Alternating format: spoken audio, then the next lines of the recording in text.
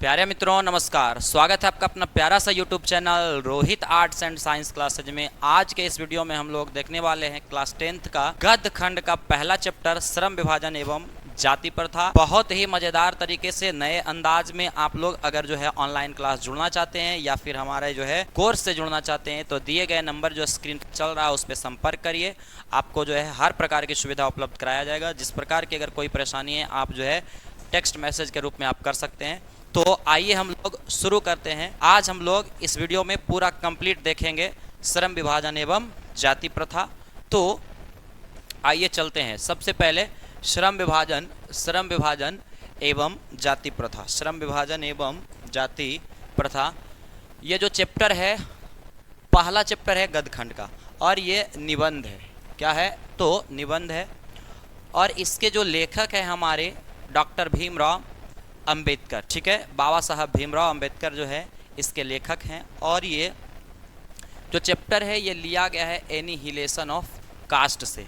Annihilation of cast से ये chapter जो है लिया गया। क्वेश्चन आता है कि श्रम विभाजन एवं जाति प्रथा कहाँ से लिया गया है, तो एनिहिलेशन ऑफ कास्ट से लिया गया है।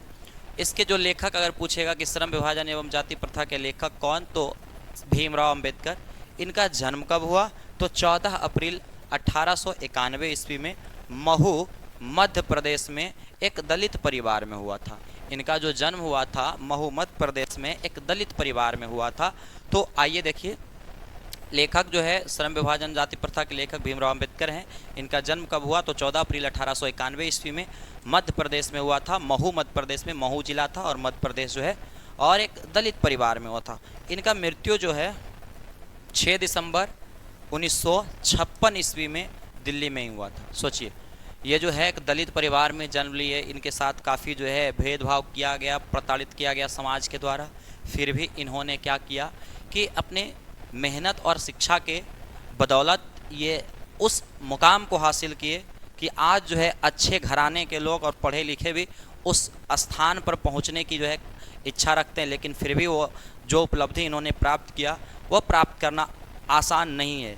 और सोचिए कितना विकट परिस्थिति में इन्होंने अध्ययन किया। तो अध्ययन जो है यानी कि सीखना पढ़ना बहुत ज़रूरी है। जब तक जो है जान है तब तक जो है सीखना होगा, तभी जो है आप जीवन में आगे बढ़ते रहिएगा। सीखना कभी बंद नहीं होना चाहिए। जब तक जीवन बंद नहीं हो तब तक सीखना बंद नहीं होना चाहिए। अगला है, इनके माताजी का जो नाम था भीमाबाई था। इनके माताजी का जो नाम था भीमाबाई था। पिता का नाम जो है रामजी सकपाल था। पिता का नाम रामजी सकपाल था। अगला आगे आइए देखिए, इनके प्रेरक व्यक्ति 3 थे, बुद्ध, कबीर और ज्योतिबा फुले। प्रेरक व्यक्ति का मतलब हुआ जिससे प्रेरणा लिया जाए। प्रेरणा लिया जाए मतलब जिससे प्रेरित हो। तो ये 3 व्यक्तियों से प्रेरित होते थे। पहला बुद्ध से, दूसरा कबीर से और तीसरा जो है ज्योतिबा फुले से। ये तीनों इनके प्रेरक व्यक्ति थे। आपके भी कोई ना कोई प्रेरक व्यक्ति होंगे जिनके जैसा आप बनना चाहते होंगे, जिनके जैसा जो है सीखना चाहते होंगे, उनके जैसा बन करके कुछ करना चाहते हैं। उसके बाद उनकी चीज़ों को अपनाते होंगे, जैसे जैसे वो करते हैं आप भी करने का प्रयास करते होंगे। तो उसी प्रकार से इनके 3 प्रेरक व्यक्ति थे, बुद्ध, कबीर, ज्योतिबा फुले। आगे सुनिएगा कि प्राथमिक शिक्षा के लिए जो है, प्राथमिक शिक्षा के बाद इन्होंने उच्च शिक्षा के लिए बड़ौदा नरेश के प्रोत्साहन से न्यूयॉर्क जो है अमेरिका गए थे, लंदन गए थे पढ़ने के लिए। ठीक है, तो शिक्षा, प्राथमिक शिक्षा समाप्त करने के बाद उच्च शिक्षा के लिए जो है किसके प्रोत्साहन से, तो बड़ौदा नरेश के प्रोत्साहन से कहाँ गए थे, तो ये जो है न्यूयॉर्क गए थे, लंदन गए थे। न्यूयॉर्क गए थे, लंदन गए थे। कहाँ गए थे, तो न्यूयॉर्क, लंदन गए थे। आगे देखिए समझिएगा, उनका संपूर्ण वांग्मय जो है यानी कि पूरा रचना इनका जो है, पूरा जो रचना खंड था, पूरा रचना इनका भारत सरकार के कल्याण मंत्रालय से बाबा साहब अंबेडकर संपूर्ण वांग्मय नाम से 21 खंडों में प्रकाशित हो चुका है। यानी कि भीमराव अंबेडकर का जो है पूरा जो वांग्मय जो रचना है, भारत सरकार के कल्याण मंत्रालय एक संस्था है जिसके द्वारा जो है क्या किया गया है, 21 खंडों में प्रकाशित किया गया। तो क्वेश्चन आएगा कि बाबा साहब भीमराव अंबेडकर का संपूर्ण वांग्मय कितने खंडों में, 21 खंडों में। तो किसके द्वारा? तो भारत सरकार के कल्याण मंत्रालय के द्वारा। ठीक है, बाबा साहेब कल्याण मंत्रालय से जो है बाबा साहेब अम्बेडकर संपूर्ण वाङ्मय नाम से क्या हुआ है? प्रकाशित हुआ है 21 खंड में। ठीक है, आगे चलिए। कहता है बाबा साहेब भीमराव अम्बेडकर के विख्यात भाषण जो था annihilation of caste. Annihilation of caste जो है इनका एक भाषण था। ठीक है, जो पूरा तैयार किए थे, जिसका अगर हिंदी देखिए, ये जो है इंग्लिश में लिखा है, हिंदी में लिखा हुआ, लेकिन ये शब्द क्या है? जो है इंग्लिश लैंग्वेज है। तो एनिहिलेशन ऑफ कास्ट का हिंदी होता है जाति भेद का उच्छेद। ठीक है, तो का हिंदी रूपांतरण जो है ललई सिंह यादव ने किया था। यानी कि श्रम विभाजन एवं जाति प्रथा जो लिया गया चैप्टर कहाँ से? तो एनिहिलेशन ऑफ कास्ट से। तो एनिहिलेशन ऑफ कास्ट जो था एक भाषण था बाबा साहब भीमराव अम्बेडकर का। इसे क्या किया गया? ये इंग्लिश में था, इसे जो है हिंदी में रूपांतरित करने वाले कौन थे? तो ललई सिंह यादव। तो क्वेश्चन आएगा कि एनिहिलेशन ऑफ कास्ट का हिंदी रूपांतरण किसने किया? तो ललई सिंह यादव ने किया। आगे जो है, आगे चलते हैं हम लोग, समझिएगा। जाति पाति तोड़क मंडल वार्षिक सम्मेलन में जो है 1936 में लाहौर में हुआ था। देखिए, वार्षिक सम्मेलन हुआ था 1936 में। उस सम्मेलन का नाम था जाति पाति तोड़क मंडल सम्मेलन। और ये आंदोलन का जो मुख्य उद्देश्य था, इस आंदोलन का मुख्य उद्देश्य क्या था? तो मुख्य उद्देश्य था जाति प्रथा को समाप्त करना। जाति प्रथा को क्या करना? समाप्त करना। ठीक है, जाति के वजह से आज देखिए बहुत से लोग आपस में लड़ते हैं, झगड़ते हैं। उसके बाद जाति के कारण बहुत सारी समस्या होता है। सोचिए, जाति के कारण जो है इन्हें प्रताड़ित किया गया। आप भी अभी देखते होंगे गांव समाज में अभी भी जातियों के आधार पर क्या किया जाता है? भेदभाव, लड़ाई झगड़ा। उसके बाद जो है अलग अलग प्रकार से बहुत सारा ऐसे हैं कि जाति की वजह से जो है प्रेम विवाह नहीं हो पाता, बहुत सारी समस्या। तो इस तरह से तो जाति पाति तोड़क मंडल सम्मेलन जो हुआ था 1936 में लाहौर में हुआ था। 1936 में लाहौर में हुआ था। आगे देखिए, समझिएगा क्वेश्चन आगे क्या कहेगा। भीमराव अंबेडकर के प्रमुख रचना, एक रचना एकदम पक्का आपका एग्जाम में हर साल रहता है, इसलिए ध्यान से सुनिएगा। तो भीमराव अंबेडकर का रचना क्या है? तो द कास्ट इन इंडिया,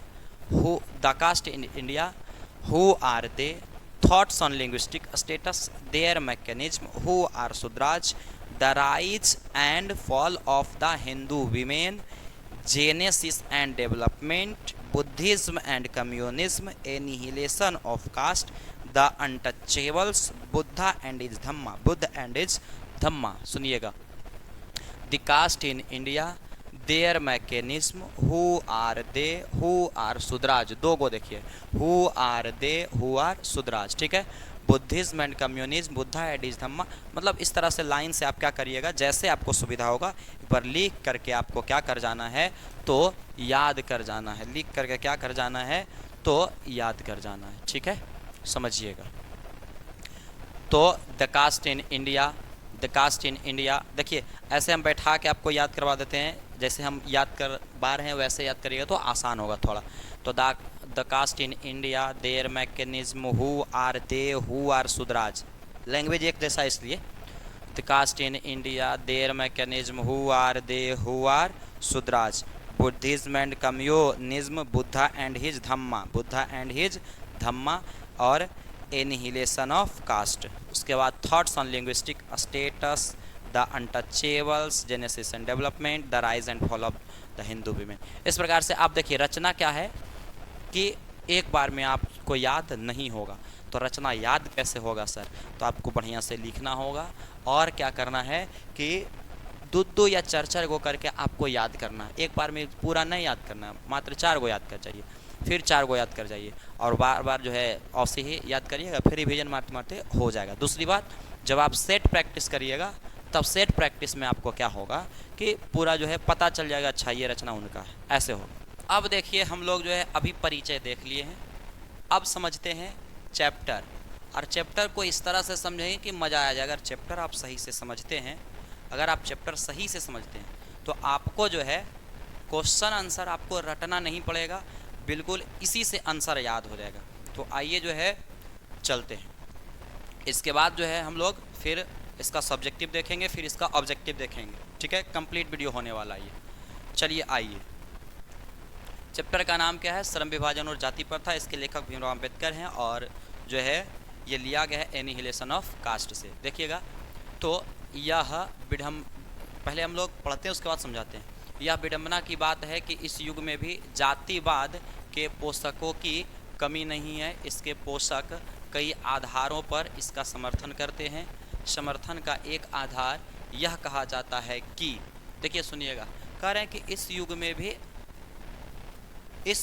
में भी जातिवाद के पोषकों की कमी नहीं, मतलब जात पात का समर्थन करने वाला, जात के आधार पर लड़ने वाला, जात के आधार पर जो है काम करने वाला भी इस दुनिया में कमी नहीं है। अभी भी जात पात के चक्कर में लोग पड़े हुए, अभी भी।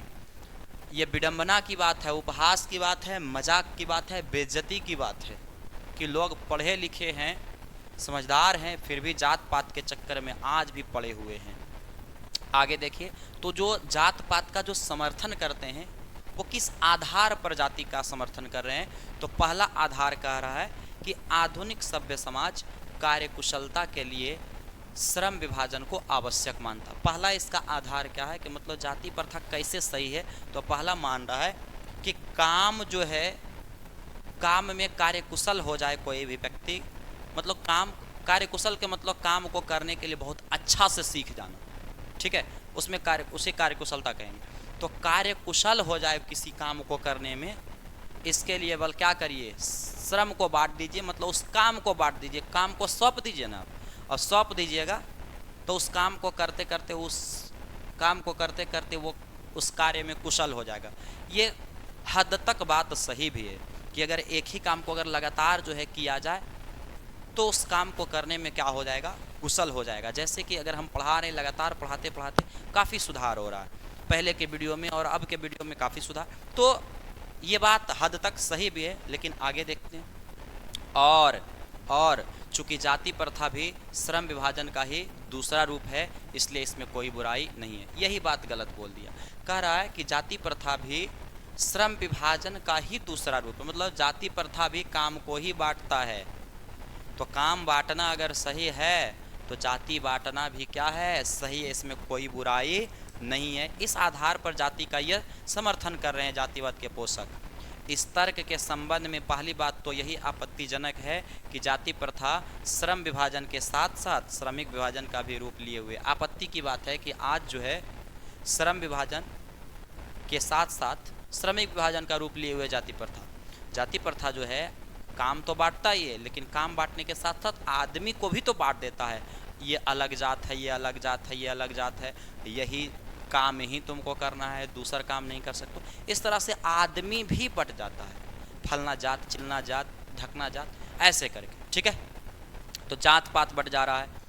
श्रम विभाजन निश्चय ही सभ्य समाज की आवश्यकता है। लेखक कह रहे हैं कि निश्चित रूप से कार्यकुशलता के लिए, सभ्य समाज के लिए श्रम का विभाजन आवश्यक है। लेकिन देखिए, परंतु किसी भी सभ्य समाज में श्रम विभाजन की व्यवस्था श्रमिकों के विभिन्न वर्गों में अस्वाभाविक विभाजन नहीं कर सकती है। अस्वाभाविक विभाजन, काम बांटना चाहिए लेकिन अस्वाभाविक विभाजन नहीं, मतलब गलत विभाजन नहीं होना चाहिए, सही विभाजन होना चाहिए, इच्छा के आधार पर होना चाहिए, योग्यता के आधार पर होना चाहिए। यह नहीं कि ज़बरदस्ती आप किसी को कोई भी काम सौंप दीजिए, कोई भी जात के काम करे उसको कहिए, मतलब अगर जात के काम है तो वो कहिए कि आपको यह करने हैं, नहीं भी आ रहा है तब पर भी, तो ये तरीका जो है गलत है। तो अस्वाभाविक श्रम विभाजन नहीं करती है। अगर काम बांटना तो सही से बांटो, ठीक है। भारत की जाति प्रथा की एक और विशेषता यह है कि यह श्रमिकों का अस्वाभाविक विभाजन ही नहीं करती, बल्कि विभाजित वर्गों को एक दूसरे की अपेक्षा जो है, एक दूसरे की अपेक्षा क्या करता है, तो उच्च नीच का करार देता है। ध्यान से देखिएगा कि अपेक्षा जो है उच्च नीच भी करार देती है, जो कि विश्व के किसी समाज में नहीं पाया जाता है। और ये इसकी एक विशेषता ये भी है कि जात पात बट गया, उसमें भी उच्च नीच, छोटा जात बड़ा जात, भेदभाव, छुआछूत इस तरह से होता है, जो विश्व के कोई भी समाज में नहीं पाया जाता है। आगे देखिए, आगे समझिएगा। आगे देखिए कहता है जाति प्रथा को यदि श्रम विभाजन मान लिया जाए, अगर मान लिया जाए कि जाति प्रथा ठीक है, काम बांट रहा है, तो यह स्वाभाविक विभाजन नहीं है, क्योंकि यह मनुष्य की रुचि पर आधारित नहीं है। कुशल व्यक्ति या सक्षम व्यक्ति जो है समाज निर्माण के लिए यह आवश्यक है कि हम व्यक्तियों की क्षमता इस सीमा तक विकसित करें जिससे वह अपने पेशा कार्य का चुनाव स्वयं कर सके। इस सिद्धांत के विपरीत जाति प्रथा का दूषित सिद्धांत यह है कि इससे मनुष्य के प्रशिक्षण अथवा उसकी निजी क्षमता का विचार किए बिना दूसरे ही दृष्टिकोण से, जैसे माता पिता के सामाजिक स्तर के अनुसार पहले से ही अर्थात गर्भधारण के समय ही मनुष्य का पेशा निर्धारित कर दिया जाता है। देखिए कह रहे हैं कि जाति प्रथा, लेखक कह रहे हैं कि अगर जाति प्रथा को मान लिया जाए कि क्या है, श्रम विभाजन है, अगर आधार मान ले तो ये स्वाभाविक विभाजन नहीं करता, मतलब सही से बंटवारा नहीं करता है। क्यों? क्योंकि जाति प्रथा जो क्या है कि इसमें इच्छा और योग्यता की कोई भूमिका नहीं है। तो ये कह रहे हैं कि व्यक्ति को इस तरह से विकसित किया जाए, उसके योग्यता को, उसके क्षमता कि वो खुद इतना सक्षम हो जाए कि वो काम को खुद अपना पेशा चुनने के योग्य हो जाए और अपनी इच्छा से काम को चुने और उसके बाद जो है अपना काम करे, तभी समाज का विकास होगा। लेकिन जाति प्रथा का उसके विपरीत सिद्धांत है कि नहीं, उसको क्या कर दीजिए, बिना निजी क्षमता, मतलब उसको आए चाहे न आए, उसको काम करने का जो है मन है या नहीं है, उसको काम करने का जो है तरीका पता है या नहीं, कुशल है या भी नहीं, योग्यता है या नहीं, उसको काम करना होगा तो करना होगा, ऐसा सिद्धांत है। तो ये गलत है। अगर काम ठीक है, कार्यकुशल बनेगा, समाज का विकास होगा, लेकिन उसका इच्छा भी तो होना चाहिए। ठीक है, पढ़ने से लोग जो है IAS IPS उसके बाद जो है बड़े बड़े लोग बन रहे हैं, अमीर बन रहे हैं, डॉक्टर बन रहे हैं, इंजीनियर बन रहे हैं, लेकिन अब पढ़ने का इच्छा भी तो होना चाहिए विद्यार्थियों का। अब विद्यार्थी की इच्छा नहीं है और ज़बरदस्ती जो है नहीं पढ़ाई करेंगे, डॉक्टर बना दें, कभी नहीं बन पाएगा। अब उसका इच्छा मान लीजिए किसी विद्यार्थी का कोई और काम करने में लग रहा है तो उस काम में उसको जो है प्रगति मिलेगा, तभी वो जो है, लेकिन ज़बरदस्ती अगर पढ़ाएंगे तो टाइम पास करेगा, धक्की से लगल रहेगा। तो ये कहते हैं कि काम का बंटवारा जो है गलत करता है, क्योंकि माता पिता के गर्भ में ही निर्धारित कर जाता उसका काम, उसमें इच्छा और योग्यता कुछ ने पूछा पूछी कि तुम काम कर, मतलब अभी जन्म भी नहीं लिया तो कैसे इच्छा योग्यता पता चलेगा, पहले ही निर्धारित हो जाता है, काम का बंटवारा कर दिया जाता है। इच्छा से कोई मतलब ही नहीं है, कोई काम तुमको इच्छा नहीं भी है तब वो तुमको करना होगा, जात वाला ऐसा है। आगे देखिए, जाति प्रथा पेशे का दोषपूर्ण पूर्व निर्धारण ही नहीं करती, बल्कि मनुष्य को जीवन भर के लिए एक पेशे में बांध देती है। कह रहे हैं कि जाति प्रथा पेशा का दोषपूर्ण विभाजन नहीं है, मतलब गलत तरीके से निर्धारित काम तो करता ही है, केवल यही इसका बुराई नहीं है। और बुराई क्या है कि यह क्या करता है कि मनुष्य को जीवन भर के लिए एक पेशा में बांध देता, मतलब जिस जाति का जो काम है वो जीवन भर के लिए वही काम उसका बना जाता है। ऐसा समाज जो है जाति प्रथा में होता है। आगे देखिए, अगर मान लिया जाए कोई जात है, जैसे मोची है, तो मोची का काम है क्या करना, जूता सिलना, तो उसका जीवन भर का काम हो गया मोची का क्या, जूता सिलना। अगर कोई जो है क्या है, जादू जी हैं, तो उनका काम है खेती करना और क्या करना, जैसे कि मवेशियों का पालन करना। तो जीवन भर के लिए उसका काम बांट दिया गया कि तुम क्या करेगा, खेती और पशुपालन करेगा।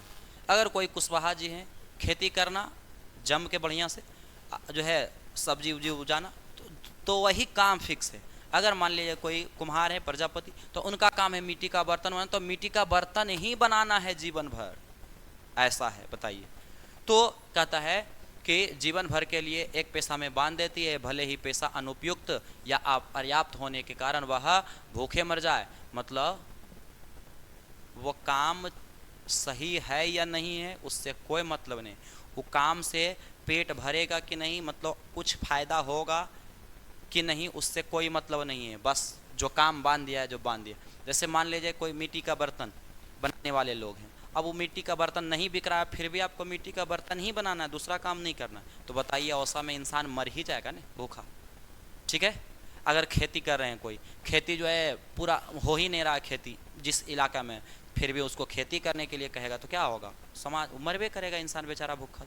ठीक है, अब देखिए आधुनिक युग में यह स्थिति प्रायः आती है क्योंकि उद्योग धंधों की प्रक्रिया व तकनीक में निरंतर विकास और कभी कभी अकस्मात परिवर्तन हो जाता है, और जिसके कारण मनुष्य को अपना पेशा बदलने की आवश्यकता पड़ सकती है। और यदि प्रतिकूल परिस्थितियों में भी मनुष्य को अपना पेशा बदलने की स्वतंत्रता ना हो तो इसके लिए भूखे मरने के अलावा क्या चारा रह जाता है।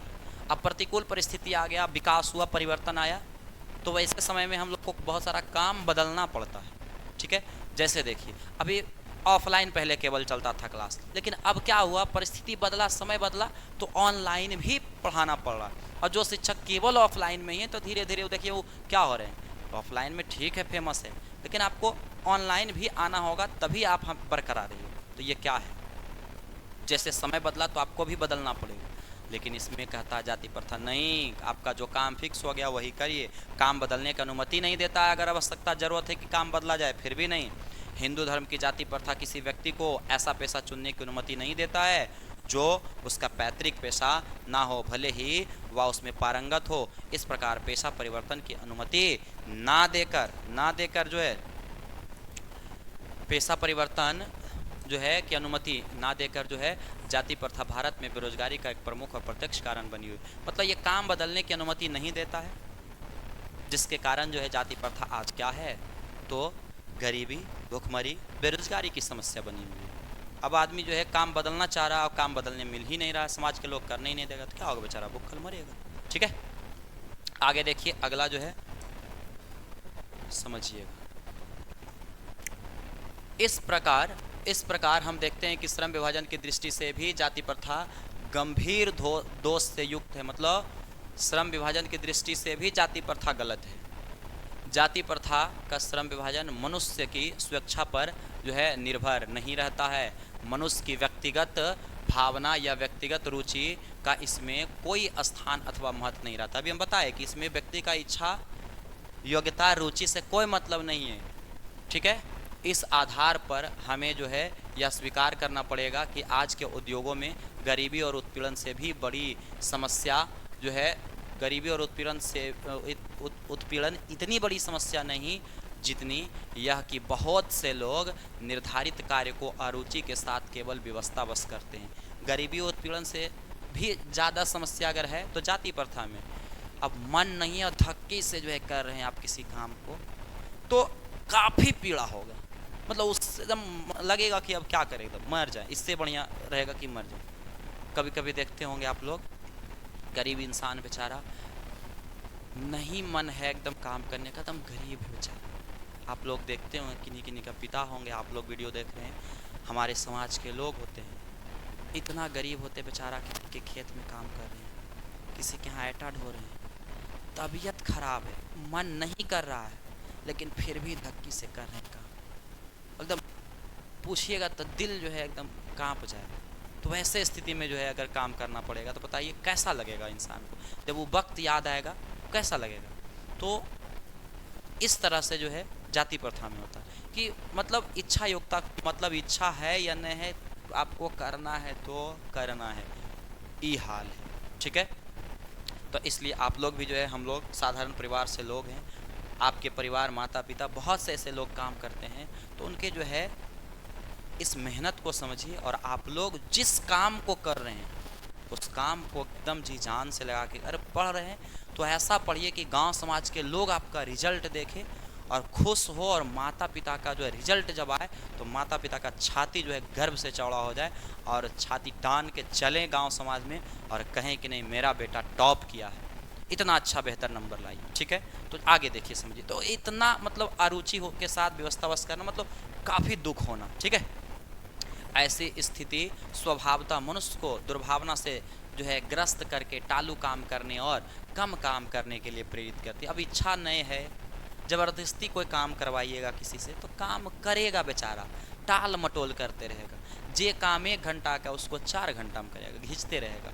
ठीक है, अगर विद्यार्थी को खुद से पढ़ने का मन है तो जल्दी जल्दी पढ़ के होमवर्क कंप्लीट कर लेगा। और जिस दिन उसको पढ़ने का मन नहीं है, आप लोग भी देखे होंगे, कभी कभी मान लीजिए नहीं पढ़ने का मन है, तो उसमें क्या होता है कि गार्जियन के डर से हम लोग पढ़े बैठते थे, बैठते होंगे आप लोग, तो उस दिन जो है क्या होता है कि जो काम 5 मिनट का हो रहा लग रहा है ढेर देरी है, अगर डांट रहे हैं कि पढ़ो जल्दी जल्दी लिखो, तो बोल जल्दी जल्दी कैसे लिखे, मतलब टालते रहेगा, धीरे धीरे जो काम कम समय का उसमें अधिक समय लगेगा, ऐसा होता है। तो ऐसी स्थिति में जहाँ काम करने वालों का ना दिल लगता हो ना दिमाग लगता हो, कोई कुशलता कैसे प्राप्त की जा सकती है? जहाँ दिल दिमाग नहीं लगेगा कैसे सफल हो सकता है?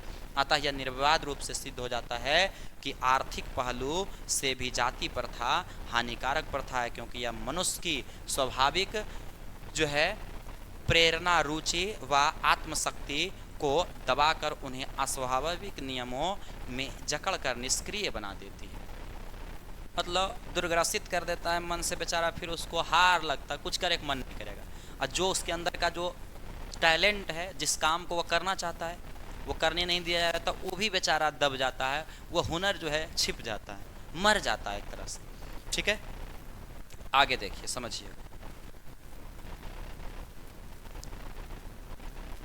देखिएगा आगे।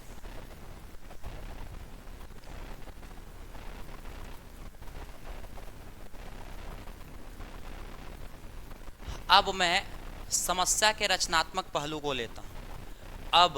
अब मैं समस्या के रचनात्मक पहलू को लेता हूँ। मेरे द्वारा जाति प्रथा की आलोचना सुनकर आप लोग मुझसे यह प्रश्न पूछना चाहेंगे कि यदि जाति प्रथा के विरुद्ध, यदि मैं जाति प्रथा के जातियों के विरुद्ध हूँ तो फिर मेरी दृष्टि में आदर्श समाज क्या है?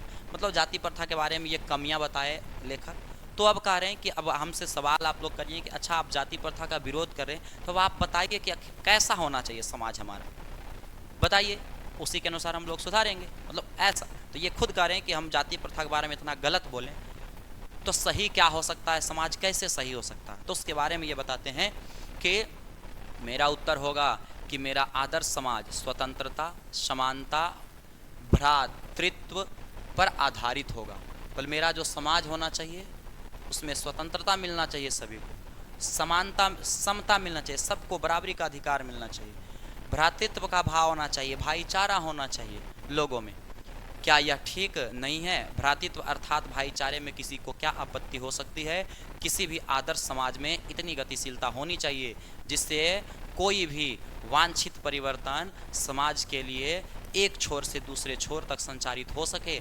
ऐसे समाज के बहुविध हितों में सबका भाग होना चाहिए तथा सबको उनकी रक्षा के प्रति सजग रहना चाहिए। कह रहा है कि परिवर्तन जो है, विकास जो है, एक छोर से दूसरे छोर तक जाना चाहिए, समाज में सबके हित की रक्षा होनी चाहिए और उनकी रक्षा के प्रति सजग रहना चाहिए। हमारा अगर जो है हमारी अधिकार को पता होना चाहिए, हम अपने की रक्षा कैसे करते हैं ये जागरूक होना चाहिए। सामाजिक जीवन में आबाद संपर्क के अनेक साधन व अवसर उपलब्ध रहने चाहिए और तात्पर्य यह कि दूध पानी के मिश्रण की तरह भाईचारा यही वास्तविक रूप है और इसी का दूसरा नाम जो है लोकतंत्र है, इसी को सच्चा लोकतंत्र कहेंगे। मतलब कहने का कि समाज में भाईचारा होना चाहिए, एक दूसरे में भाई जो है क्या होता है कि एक जैसा मिलजुल कर रहता है, अगर गलती से भी जो है लड़ाई भी हो गया तो फिर मिल जाते हैं, फिर मिलजुल करके रहते हैं। तो वैसे ही समाज के लोगों में भाईचारा होना चाहिए। कैसे? तो दूध और पानी के जैसा, अगर दूध का कीमत जो है अधिक है 50 रुपये 60 रुपये लीटर और पानी 20 रुपये लीटर, अगर दोनों को मिला दे तो दोनों का कीमत क्या हो गया 60 रुपये लीटर। कहने का मतलब जो उच्च था जो नीच था, अगर दोनों मिलजुल गया एक जैसा रहा है तो दोनों का जो वैल्यू है, महत्व है, दोनों एक जैसा हो गया। वैसे समाज में होना चाहिए, ठीक है, क्योंकि आगे और इसी को जो है सच्चा लोकतंत्र कहेंगे, क्योंकि लोकतंत्र केवल शासन की एक पद्धति नहीं, लोकतंत्र मूलतः सामूहिक जीवन चर्या की एक रीति तथा समाज के सम्मिलित अनुभवों के आदान प्रदान का नाम है। और इसमें यह आवश्यक है कि अपने साथियों के प्रति श्रद्धा व सम्मान का भाव होना चाहिए। जो हम लोग लोकतंत्र की बात करते हैं तो उसमें सभी का महत्व होना चाहिए, सभी में एकता का भाव होना चाहिए, सभी का जो है क्या होना चाहिए, श्रद्धा व सम्मान होना चाहिए सबके प्रति। कोई किसी से लड़ाई झगड़ा नहीं, कोई करो भेदभाव नहीं, कोई उच्च नहीं कोई नीच नहीं, सब एक जैसा, ऐसा जो है हम लोगों में भावना होनी चाहिए। तो इसी को हम लोग क्या कहेंगे, सच्चा लोकतंत्र और एक अच्छा समाज। तो इस प्रकार से आप लोगों ने जो है इस चैप्टर को पूरा समझा। आगे हम लोग जो है क्वेश्चन आंसर देखते हैं, ठीक है। तो पूरा चैप्टर जो है कंप्लीट पढ़ लिए। पढ़ने के बाद जो है आप लोग को बहुत बेहतर समझ में भी आया होगा। अब हम लोग जो है इसका सब्जेक्टिव क्वेश्चन देखने वाले हैं। तो आइए सब्जेक्टिव क्वेश्चन देखते हैं। चलिए, प्रश्न उत्तर। तो जिस तरह से आपको कहानी पढ़ाया गया है,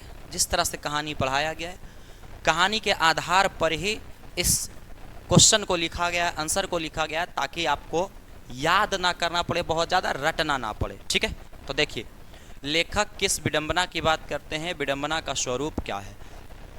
तो लेखक विडंबना की बात करते हुए कहते हैं कि वर्तमान समय में लोग शिक्षित एवं समझदार हो चुके हैं, फिर भी जाति प्रथा का समर्थन करते हैं, और इसका स्वरूप यह है कि आज जाति प्रथा काम बांटने के साथ साथ काम करने वाले लोगों को भी बांट देता है। सबसे पहले क्वेश्चन देखिए, इसमें दो तरह से किया है कि लेखक किस विडंबना की बात की, मतलब विडंबना मतलब उपहास, मतलब इनको क्या खराब लगता है। पहला, इसका स्वरूप क्या है, जो चीज़ खराब लगा तो उसका स्वरूप क्या है। तो देखिए, लेखक विडंबना की बात करते हैं ना, जाति प्रथा के बारे में ही बोलते हैं। तो लेखक विडंबना की बात करते हुए कहते हैं कि वर्तमान समय में लोग जो है शिक्षित तो क्या हैं, समझदार हो चुके हैं, फिर भी जाति पाति का क्या कर रहे हैं, जात पात का जो है जाति प्रथा का समर्थन कर रहे हैं। तो ये इनको विडंबना लगा।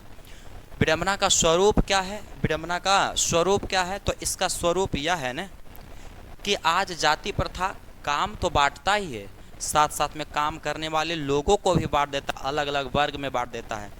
ये अलग जाति है तो वही तुमको काम करना, दूसरा काम नहीं कर सकते हो। तुम जो है अलग जाति को हो तो अलग जाति जो है जो काम तुम्हारा है वही करा सकते हो। इस तरह से बांट देता है, कितना दिक्कत होता है। दूसरी बात, यहाँ तक ही ठीक है, लेकिन उसमें भी जब बट जाता है तो उसमें भी लोग उच्च नीच का करार देते हैं। छोटा बड़ा मानता है कि बड़ा जात है, छोटा जात है, भेदभाव उस आधार पर करता है, गलत व्यवहार करता है। प्रेम विवाह गलती से जो है, कोई बहुत पढ़ा लिखा भी है, बहुत अमीर है, बहुत सब कुछ से संपन्न है, लेकिन गलती से भी उसको किसी अदर कास्ट में क्या हो गया, प्रेम हो गया, और बेचारा जो है ऊपर प्रयास कर रहा है कि क्या हो जाए, हम लोग प्रेम विवाह कर लें, जीवन यापन करें। लेकिन समाज के लोग, उनके परिवार के लोग मार के चूर देगा उसको, कहेगा तुम विवाह नहीं कर सकता। बेचारा कितना दिल जो है एकदम टूट जाता हो। तो ये हाल हो जाता है, कितना परेशानी है सोचिए। तो देखिए, लेखक विडंबना की बात करते हुए कहते हैं कि वर्तमान समय में लोग शिक्षित एवं समझदार हो चुके हैं, फिर भी जाति प्रथा का समर्थन करते हैं। इसका स्वरूप यह है कि आज जाति प्रथा काम बांटने के साथ साथ काम करने वाले लोगों को भी बांट देता, आदमी को भी बांट देता है। इस तरह से आगे आइए, अगला क्वेश्चन में लोग चलते हैं। अगला क्वेश्चन कहता है कि जाति के पोषक उसके पक्ष में क्या तर्क देते हैं। मतलब जाति के पोषक मतलब जाति के समर्थन करने वाले जाति के पक्ष में क्या कहते हैं। तो जाति के पक्ष में देखिए क्या कहते हैं। तो जातिवाद के पोषक उसके पक्ष में तर्क देते हुए कहते हैं कि कार्यकुशलता के लिए काम का बंटवारा किया जाना चाहिए। हम बताए भी चैप्टर में कि ये इन लोगों का कहना है कि कार्यकुशल हो जाए, यानी कि कोई भी व्यक्ति, कोई भी इंसान बहुत अच्छा से काम करने के लिए एकदम कुशल हो जाए, इसलिए उसका काम बांट दीजिए आप। अब जब काम बांट दीजिएगा ना, तो वो अपना एक काम पर ध्यान देगा, और एक काम पर ध्यान देगा तो वो ज़्यादा अच्छा से काम करेगा। तो इस तरह से जो है इसका कहना है जातिवाद के पोषक का कि कार्यकुशलता के लिए काम का बंटवारा किया जाना चाहिए। और इस बात से लेखक भी समर्थन में थे, लेकिन अगला बात ये गलत बोल देता है और कहता है आगे क्या पक्ष में कि जाति प्रथा कैसे सही है, मतलब बताया जातिवाद के पोषक। तो आगे बोलता है कि जाति प्रथा काम बांटने का ही दूसरा तरीका है, इसलिए इसमें कोई बुराई नहीं है। ये बात बोला कौन? जातिवाद के पोषक, जातिवाद के पक्ष में। मतलब कि जाति प्रथा सही है। क्यों पूछा गया जातिवाद के पोषक से, तो बोल क्यों? तो इसलिए अच्छा है क्योंकि कार्यकुशलता के लिए काम बंटना चाहिए। तो लेखक भी बोले हाँ, कार्यकुशलता के लिए तो काम बंटल रहेगा तो अच्छा बात है। लेकिन आगे ये और एक बात कहता है कि जब काम बांटना सही है तो जाति प्रथा कामें तो बांट रहा है, काम बांटने का ही तो दूसरा तरीका है। तो जब काम बांटने का ही दूसरा तरीका है तो जाति प्रथा भी क्या है? सही है। अगर काम बांटना सही है तो जाति प्रथा भी सही है। ये वही बात हो गया कि एक जो है आपका क्या कह सकते हैं, खाना खाना है तो आपका जो है खाना खाने के बाद क्या होना चाहिए, पेट भरना चाहिए, ताकत मिलना चाहिए, एनर्जी, मेन उद्देश्य पेट भरना चाहिए। तो एक हुआ कि नमक रोटी से भी पेट भरेगा, एगो है दाल भात चोखा चटनी 56 प्रकार से भी भरेगा। तो अब जो है कहे नमक रोटी खा लो पेटे भरे से तो मतलब है क्या, ये दोनों एक ही बात हो सकता है? बिल्कुल नहीं यार, ठीक है। अब जो है कहे शादी करना है, शादी करना है तो एक लड़का एक लड़की होना चाहिए। अब क्या हो, अब लड़का बेचारा खोज रहा है, ऐश्वर्या रहा है, आई जो है लड़का के बाप तिलक के चक्कर में क्या कर रहा है, ला रहा है एकदम जो है करैठ काली माता, एकदम जो है झाखुर माखुर, एकदम तिलक के चक्कर में खाली। अब बताओ, और लड़का बेचारा कह रहा है कि नहीं हम नहीं करेंगे। तो बाल काहे नहीं करेगा, बोल करे पड़ता, बेचारा धक्के से कर हम करबे नहीं करेंगे। तो बोल तोरा शादी करे ना मतलब है, लड़की चाहिए, तो वो तो लड़की है। तो बताओ क्या लड़की है लेकिन एकदम जो है वो की है काली माता की बहन, और ई खोज रहा बेचारा ऐश्वर्या रहा, तिलक के चक्कर में बाबूजी उसका लाग दे रहे हैं कोची एकदम करेट काली माता। कहाँ से पार जो है, क्या एक ही बात हो सकता है, शादी कर लेगा, कर लीजिएगा आप लोग जी? नहीं नहीं, बताइए तो। ये भी बेचारा वाला है पगला उगला था क्या जातिवाद के पोषक। तो देखिए जातिवाद के पोषक उसके पक्ष में तर्क देते हुए कहते हैं कि कार्यकुशलता के लिए काम का बंटवारा किया जाना चाहिए, और जाति प्रथा काम बांटने का ही दूसरा रूप है। मतलब जाति काम बांटना उचित है बोले लेखक भी, तो ये कहता है कि काम बांटना अगर उचित है ना तो जाति प्रथा काम ही तो बांटता है लेखक जी। तो काम बांटना अगर सही है तो जाति प्रथा काम बांटने का ही दूसरा तरीका है, इसलिए इसमें कोई बुराई नहीं है, अर्थात जाति प्रथा सही है। चलिए अगला क्वेश्चन में, ये तो हमें आशा है कि आपको समझ में आ गया होगा। अगला कहता है कि जातिवाद के पक्ष में दिए गए तर्कों पर लेखक की प्रमुख आपत्तियां क्या है। तो जातिवाद में जो है काम का बंटवारा जाति के आधार पर किया जाता है, और इसमें क्या है कि इच्छा और योग्यता, ध्यान से सुनिएगा, जाति प्रथा में जो काम का बंटवारा किया जाता है वो क्या चीज़ के आधार पर, तो जाति के आधार पर किया जाता है। और जाति के आधार पर जब काम बंटता है तो इसमें ना इच्छा से मतलब है और ना तुम्हारे योग्यता से मतलब है। मतलब तुम्हारा काम करने का इच्छा हो चाहे ना हो, दूसरा आप उस काम करने में योग्य हैं या नहीं है, मतलब आपको काम करने के लिए आता हो चाहे नहीं आता हो, तब वो आपको वह काम करना है, ये वाला बात हो गया। देखिए तो जातिवाद के पक्ष में जो कह रहा है जाति प्रथा काम का बंटवारा जाति के आधार पर किया जाता है, इसमें इच्छा और योग्यता का कोई भूमिका नहीं होता है, लेकिन लेखक काम का बंटवारा लोगों के इच्छा एवं योग्यता के आधार पर, लेखक काम का जो बंटवारा है वो इच्छा एवं योग्यता के आधार पर चाहते हैं, इसलिए जाति प्रथा लेखक को क्या लगता है, आपत्तिजनक लगता है। मतलब लेखक चाहते हैं ने कि बांटिए ने काम, हमारा कोई दिक्कत नहीं, लेकिन काम जो बंटना चाहिए ने वो इच्छा और योग्यता पर, ठीक है।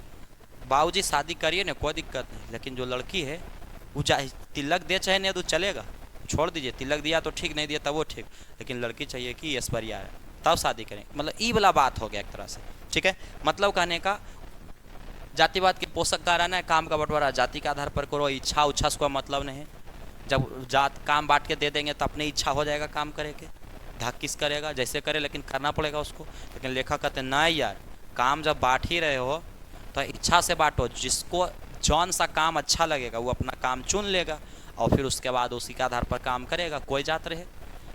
तो ये इनको बुरा लगता है, ठीक है। तो लिखेंगे जाति प्रथा में काम का बंटवारा जाति के आधार पर किया जाता है, इसमें इच्छा और योग्यता की कोई भूमिका नहीं होता है, लेकिन लेखक काम का बंटवारा जो है लोगों की इच्छा और योग्यता के आधार पर चाहते हैं, इसलिए जाति प्रथा इनको क्या लगता है, गलत लगता है, आपत्तिजनक लगता है। अगला देखिए, जाति भारतीय समाज में श्रम विभाजन का स्वाभाविक रूप क्यों नहीं कही जा सकती है। तो जाति भारतीय समाज में श्रम विभाजन का स्वाभाविक रूप इसलिए नहीं कही जा सकती है क्योंकि भारतीय समाज में काम का जो बंटवारा है वो जाति के आधार पर किया जाता है। कौची के आधार पर, जाति के आधार पर। और जाति के आधार पर काम तो बंटता ही है जन्म से पहले। अभी बेचारा अभी इस दुनिया में वो नहीं किया, अभी वो क्या कर रहा है, माँ के गर्भ में ही पल रहा है, और अगर पहले वो बेचारा आएगा तो मरेगा कि जिंदा रहेगा कोई पता नहीं, लेकिन काम पहले से क्या कर दिया, बांट दिया। ये कहावत हो गया कहने वाला कि बउआ ठिकाना ने बउआ झुनझुना आके किए धैल है। बउआ अभी वो नहीं किया, बउआ झुनझुना पहले से तैयार है। बताओ, बेचारा अभी जन्मेगा, वो जिंदा रहेगा कि नहीं रहेगा, मरेगा बचेगा, ओकर की मन में है, बड़ा होगा समझदार, पूरा की अच्छा लगेगा काम करे, उसके हिसाब से काम बांटना, छापने से चुनेगा। लेकिन नहीं, जाति प्रथा में कहता है भारतीय समाज की नहीं, जैसी माता के गर्भ में उपलेल शुरू हो गया, ओकर काम बट गया जहिए से, तो जाति के आधार पर जो है जन्म से पहले ही क्या कर दिया जाता है, बांट दिया जाता है, बंटवारा कर दिया जाता है। एवं इसमें इच्छा और योग्यता की कोई भूमिका नहीं होती। इच्छा उच्छा से कोई मतलब नहीं, जन्मेगा आएगा वो काम करेगा, ऐसा हो गया। तो जाति भारतीय समाज में श्रम विभाजन का स्वाभाविक रूप नहीं कही जा सकती है। क्यों? क्योंकि भारतीय समाज में काम का बंटवारा जाति के आधार पर जन्म से पहले कर दिया जाता है, इसमें इच्छा और योग्यता की कोई भूमिका नहीं होती है, इसलिए यह क्या है, गलत है। काम का बंटवारा जो है योग्यता और इच्छा के आधार पर होना चाहिए। अगला देखिए, अगला कहता है कि जाति प्रथा भारत में बेरोजगारी का एक प्रमुख और प्रत्यक्ष कारण कैसे बनी हुई है। तो भारतीय समाज में श्रम का विभाजन जाति के आधार पर किया जाता है। देखिए कारण, जाति प्रथा भारत में बेरोजगारी कारण बनल, मतलब जाति से आदमी बेरोजगार हो जाता है, जाति से भी आदमी बेरोजगार हो जाता है। तो कैसे, क्या कारण है? तो देखिए भारतीय समाज में श्रम का विभाजन जाति के आधार पर किया जाता है और इसमें इच्छा और योग्यता की कोई भूमिका नहीं होती है, इच्छा और योग्यता की कोई भूमिका नहीं होती है, और जिसके कारण जिन लोगों को अपनी इच्छा अनुसार काम नहीं मिलता है तो काम छोड़ देते हैं। देखिए जाति में इच्छा योग्यता से कोई मतलब है नहीं। अब क्या हुआ कि इच्छा के आधार पर काम नहीं मिला, मतलब हम जैसे पढ़ाना चाहते हैं और हम पढ़ाना चाहते हैं और हमको पढ़ाने के लिए काम नहीं मिले, हमको काम दे दिया जाए क्या करो, गाय बैल बकरी पठरू चराओ, और हमारा इच्छा नहीं है, तो क्या हम करना चाहेंगे? नहीं जाएंगे। कितनों कहेगा जाएंगे भी तो बकरी पठरू जने तने जा रहा है, करो खेत में हेल रहा है, उसके बाद उन्हें सका रहा है, रगेद रहा है, गया मार के एकदम तोड़ तड़ दिया जो है बकरी के गोड़ हाथ, और बाद जो हमरो तराया हमरो जो टल जा रहा है, हो गया लफड़ा। ठीक है, तो क्या है, लेकिन हमको कहे कि पढ़ाओ, तो पढ़ाने में हमको मज़ा आता, अच्छा लगता है, क्या करेंगे, पढ़ाएंगे। तो इच्छा से जिसको काम नहीं मिलेगा वो काम को क्या कर देगा, छोड़ देगा। दूसरी बात आगे समझिए, जाति प्रथा दूसरे काम करने की अनुमति नहीं देता है जो उसके जाति से संबंधित ना हो। और क्या है इसमें बुराई कि दूसरा काम आप नहीं कर सकते हैं जो आपके जात का नहीं है, और जो आपके जात का काम नहीं है तो दूसरा काम हम करना चाहते हैं दूसर जात वाला, और वो काम हमको करेल नहीं देगा समाज के लोग। तो पहला तो हम अपन इच्छा से काम छोड़ दिए कि नहीं गाय बकरी पठरू हम नहीं चराएंगे, तो ये तो हम अपना इच्छा से छोड़ दिए, वो जाति वाला काम जो है कहेगा करे लवरी तो हम छोड़ दिए, कोई भी है काम। तो अब जो है हम इच्छा से अपना काम जो करना चाहते हैं, जैसे पढ़ाना चाहते हैं, तो समाज के लोग हमको पढ़ावे नहीं देगा, बोलना है तुम पढ़ा नहीं सकता, तुम ये जात पढ़ाने वाला नहीं है, तो तुम कैसे पढ़ाएगा, तुम्हारा काम जो है बकरी पठरू चराना जात के अनुसार, तो तुम बकरी पठरू ही चरा। तो इसमें क्या होगा कि बकरी पठरू चराना जो है, जानवर चराना, हम अपने इच्छा से छोड़ देंगे, और पढ़ाने का काम मेरा इच्छा है कि हम पढ़ावें, तो हमको समाज के लोग पढ़ावे नहीं देगा कि तुम पढ़ा नहीं सकता है, क्योंकि पढ़ाने वाला काम तुम तोर जात के नहीं है। तो क्या हुआ कि एगो अपना इच्छा से छोड़ दिए, और एगो जो इच्छा से हम काम करना चाहते हैं उस काम को करने के लिए नहीं दिया जा रहा है समाज के द्वारा, तो वो छूट गया।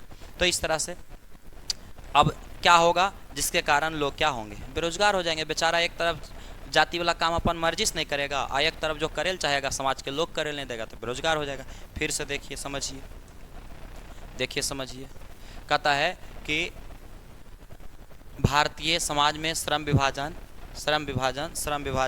जाति के आधार पर किया जाता है और इसमें इच्छा और योग्यता की कोई भूमिका नहीं होती है, जिसके कारण जिन लोगों को अपनी इच्छा अनुसार काम नहीं मिलता है तो काम छोड़ देते हैं, और जाति प्रथा दूसरे काम करने की अनुमति नहीं देता है जो उसके जाति से संबंधित ना हो, जिसके कारण लोग क्या हो जाते हैं, बेरोजगार हो जाते हैं बेचारे। ठीक है, अगला क्वेश्चन में आइए। अगला क्वेश्चन देखिए क्या कहता है कि लेखक आज के उद्योगों में गरीबी और उत्पीड़न से भी बड़ी समस्या किसे मानते हैं और क्यों। तो लेखक आज के उद्योगों में गरीबी और उत्पीड़न से भी बड़ी समस्या जाति प्रथा को मानते हैं। जाति प्रथा में जाति के आधार पर काम को बांटा जाता है और जाति प्रथा विपरीत परिस्थिति में भी काम बदलने की अनुमति नहीं देता है। जाति प्रथा जो है विपरीत परिस्थिति भी आ जाएगा तो काम बदलने की अनुमति नहीं देता है। तो ये क्या है? उत्पीड़न है।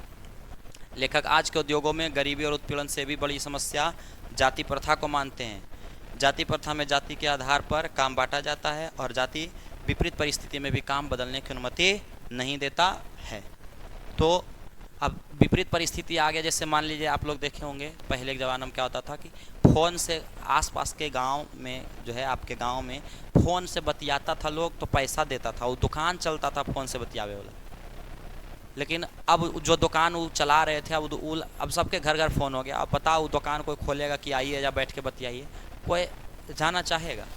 अब जाना नहीं चाहेगा तो बेचारा के काम बदलना चाहिए। अब काम बदल ही नहीं देगा समाज के लोग जो जाति वाला नहीं है, तो अब क्या होगा इससे कि वो बेचारा जो है बेरोजगार होगा और वह काम जो है धक्किस करेगा और काम भी नहीं होगा। तो इससे उत्पीड़न होगा, काफ़ी पीड़ा होगा उसको, ठीक है, धक्की से काम करना पड़ेगा उसको। अगला देखिए, कहता है कि लेखक ने पाठ में किन प्रमुख पहलुओं से जाति प्रथा को एक हानिकारक प्रथा के रूप में दिखाया है। तो लेखक ने पाठ में विभिन्न प्रमुख पहलुओं के माध्यम से जाति प्रथा को एक हानिकारक प्रथा के रूप में दिखाया है, जो इस प्रकार है। पहला, जाति प्रथा काम का उचित बंटवारा नहीं करता है। दूसरा, यह बेरोजगारी की समस्या उत्पन्न करता है।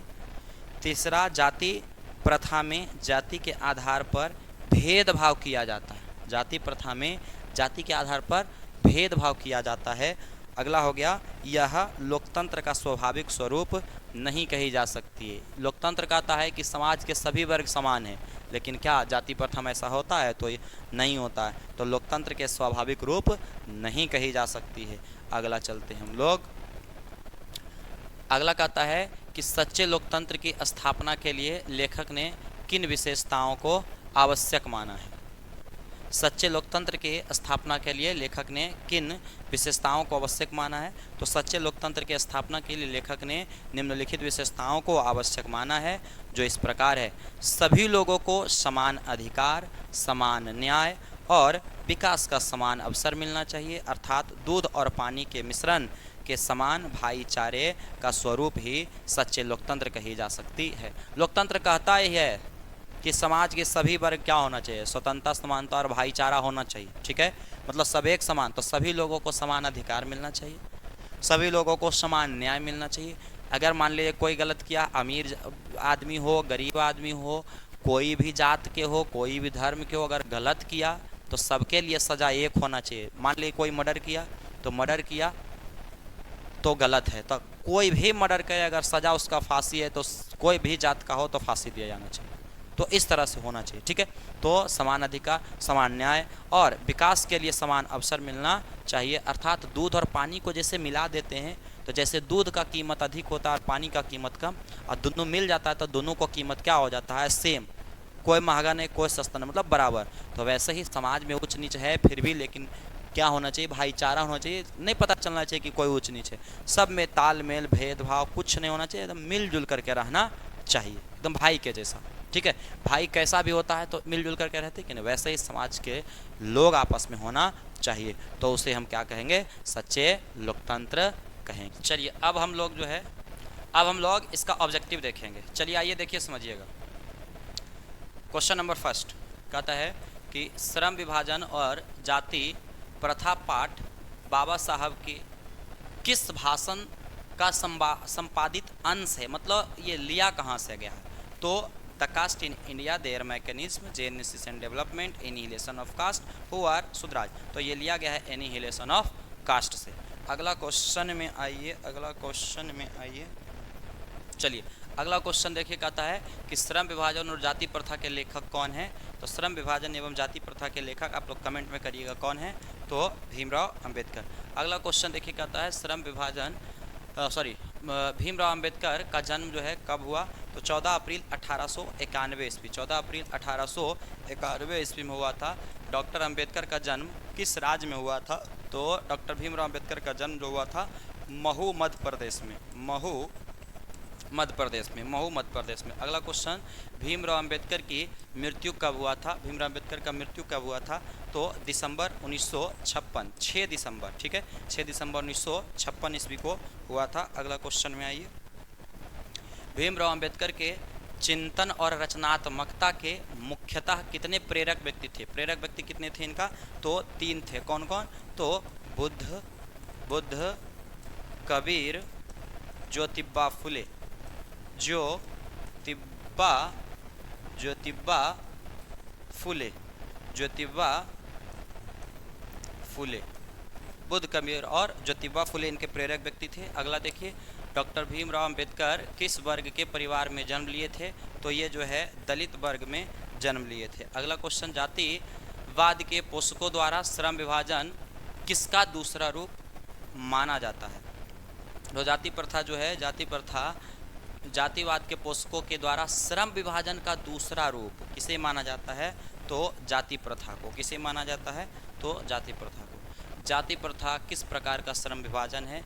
अस्वाभाविक, प्राकृतिक, स्वाभाविक, संवैधानिक। तो अस्वाभाविक विभाजन है। अगला है, जाति प्रथा के अनुसार श्रम विभाजन का आधार क्या है? तो यह जो है पैतृक पेशा, यानी कि पिता का जो पेशा होगा वही जो है अगला पीढ़ी का जो है बाल बच्चा का पेशा होगा। अगला क्वेश्चन देखिए, श्रम विभाजन और जाति प्रथा शीर्षक किनके द्वारा हिंदी में रूपांतरित है? तो ये हिंदी में रूपांतरित किए थे ललई सिंह यादव। अगला क्वेश्चन, जाति प्रथा मनुष्य के पेशे को किस प्रकार प्रभावित करती है? तो यह जो है मनुष्य के पेशे में बढ़ावा देती है या मनुष्य को जीवन भर के लिए एक पेशा में बांध देती है। बिल्कुल सही जवाब है।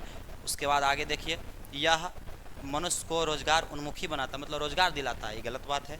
यह मनुष्य को पेशा के लिए दक्ष बनाता, पेशा मतलब कार्य के लिए दक्ष बनाता, बिल्कुल नहीं। तो इसका आंसर जो है बी हो जाएगा, राइट। अगला क्वेश्चन आइए, सच्चे लोकतंत्र का पर्याय क्या है? तो सच्चे लोकतंत्र का जो पर्याय है भाईचारा। क्या है? भाईचारा। अगला क्वेश्चन, भीमराव अंबेडकर के प्रेरकों के क्या क्या नाम थे? तो भीमराव अंबेडकर के प्रेरक जो थे बुद्ध, कबीर, ज्योतिबा फुले। बाबा साहेब अंबेडकर संपूर्ण वाङ्मय नाम की पुस्तक कितने खंड में? तो 21 खंड में। अगला, लाहौर वार्षिक सम्मेलन कब हुआ था? तो 1936 में, ठीक है, 1936 में जो है हुआ था। इन किनके प्रोत्साहन पर बाबा साहब उच्चतर शिक्षा के लिए न्यूयॉर्क गए थे? तो बड़ौदा नरेश के प्रोत्साहन से। बुद्धा एंड हिज धम्मा के लेखक कौन है? तो बुद्धा एंड हिज धम्मा के लेखक जो है भीमराव अंबेडकर हैं। अगला, भीमराव अंबेडकर की रचना, तो the rise and fall of the Hindu women इन्हीं का रचना है। बाकी ये जो है बाकी अलग अलग जो है लेखकों की रचना। अगला है, डॉक्टर भीमराव अंबेडकर के अनुसार जाति प्रथा श्रम विभाजन के साथ साथ और किसके विभाजन का रूप लिए हुए है? तो यह जो है जाति प्रथा जो है श्रम बांटने के साथ साथ श्रमिक विभाजन का भी रूप लिए हुए है। अगला क्वेश्चन में आइए, भारत की जाति प्रथा की विशेषता क्या है? तो यह श्रमिकों का अस्वाभाविक विभाजन करती है, यह श्रमिकों का स्वाभाविक विभाजन करती है, यह रोजगार वर्धक है, यह वर्ग विभेद दूर करता। तो इसका आंसर क्या हो जाएगा? ए हो जाएगा। जाति प्रथा की विशेषता है कि यह श्रमिकों का अस्वाभाविक विभाजन करता है, मतलब सही विभाजन नहीं करता। जाति प्रथा स्वाभाविक श्रम विभाजन नहीं है, क्योंकि यह जो है यह मनुष्य की रुचि पर आधारित है। ये तो है ही नहीं है, रुचि पर आधारित रहता तो फिर तो ठीक ही रहता। यह पैतृक पेशा से स्वाभाविक विभाजन, ये देखिए सही बात है। इसमें मनुष्य सहजता से रोजगार युक्त हो जाता है, गलत बात। रोजगार मिलता कहाँ इसमें? तो आप रोजगार करता है। या मनुष्य की रुचि पर आधारित है, ये भी गलत। इसके आंसर क्या हो जाएगा? बी। अगला क्वेश्चन में आइए, लेखक आज के उद्योगों में गरीबी और उत्पीड़न से भी बड़ी समस्या किसे मानते हैं? तो ये जो है निर्धारित कार्य को अरुचि के साथ व्यवस्थाबद्ध करना, या फिर आपका एक शब्द में देगा तो क्या होगा? जाति प्रथा। अगला क्वेश्चन में आइए, आधुनिक मनु किसे कहा गया? तो आधुनिक मनु जो कहा गया है डॉक्टर भीमराव अंबेडकर को कहा गया। अगला क्वेश्चन, लेखक की दृष्टि में विडंबना की बात क्या है? तो लेखक की दृष्टि में विडंबना की बात है जातिवाद के पोषकों की कमी नहीं है, मतलब पढ़ा लिखा इंसान है, बहुत ज़्यादा पढ़ लिख गया है, समझदार भी हो चुका है, फिर भी वो क्या है जात पात के चक्कर में लड़ रहा है, मर रहा है, कट रहा है, एक दूसरे का विनाश कर रहा है। तो ये क्या है? विडंबना है, ठीक है, अगर पढ़ लिख करके भी ऐसे कर रहा है तो। अगला देखिए, लेखक की दृष्टि में जो है आदर्श समाज कैसा होना चाहिए। तो लेखक की दृष्टि में जो है आदर्श समाज क्या होना चाहिए, जिसमें स्वतंत्रता हो, समानता हो और भ्रातृत्व का भाव हो, ऐसा समाज होना चाहिए। अगला है, लेखक बेरोजगारी का प्रमुख और प्रत्यक्ष कारण किसे मानते हैं। तो लेखक जो है बेरोजगारी का प्रमुख और प्रत्यक्ष कारण मानते हैं किसको, तो जाति प्रथा को। डॉक्टर अंबेडकर ने किस पत्रिका का संपादन किया था। तो डॉक्टर अंबेडकर ने उज्ज्वल भारत, उड़ता भारत, बहिष्कृत भारत, पुरस्कृत भारत, बहिष्कृत भारत को जो है इन्होंने संपादन किया था। अगला क्वेश्चन में आइए कि भारतीय संविधान के निर्माता के रूप में किन्हें जाना जाता है। तो भीमराव अंबेडकर को संविधान निर्माता के नाम से किन्हें जाना जाता है, तो बाबा साहब भीमराव अंबेडकर को। अगला है कि डॉक्टर भीमराव अंबेडकर के पिता का नाम क्या था। तो रामजी सकपाल। तो देखिए आराम से, रामजी सकपाल क्या हो जाएगा, बी। अगला क्वेश्चन, डॉक्टर भीमराव अंबेडकर के माता का नाम क्या था। तो भीमा बाई नाम था। अगला क्वेश्चन, मूक नायक क्या है। तो मूक नायक एक पत्रिका था। अगला, श्रम विभाजन और जाति प्रथा गद्य की कौन सी विधा है। तो श्रम विभाजन एवं जाति प्रथा जो है क्या है, तो निबंध है। अगला, सभ्य समाज श्रम विभाजन किसके लिए आवश्यक मानता है। तो कार्यकुशलता के लिए। अंबेडकर ने भारत में बेरोजगारी का प्रमुख और प्रत्यक्ष कारण किसे माना है। तो जाति प्रथा को। किसे माना है, जाति प्रथा को। तो इस प्रकार से हम लोगों ने ऑब्जेक्टिव देखा।